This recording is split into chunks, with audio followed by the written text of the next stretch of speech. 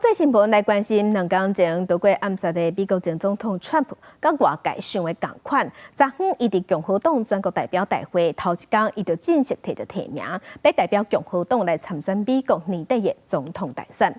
伊嘛伫社群媒体顶头公布伊竞选副手是俄亥俄州联邦参议院范斯。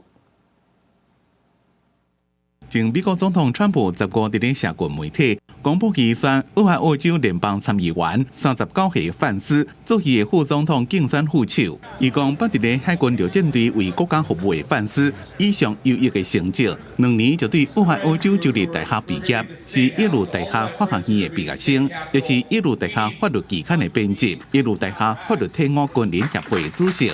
伊写的作品《造梦者之歌》也将这畅销书甲电影，因为伊的内容赞扬国家困困工作的男性甲女性，伫咧科技甲金融领域也做甲正成功。虽然竞选期间会全力关心所有人，范斯2016年不正严厉批评川普，不过也说正是川普上坚定的支持者。伊捌讲过，川普2020年总统选输是因为选举作弊。Picking Vance as his running mate doesn't necessarily give Trump a boost in terms of geography for his ticket in the general election.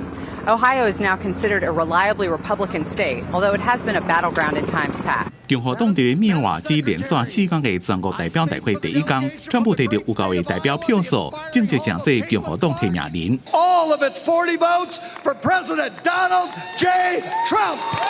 State of Oklahoma proudly cast all of its 43 votes for President Donald J. Trump. And that's Donald J. Trump.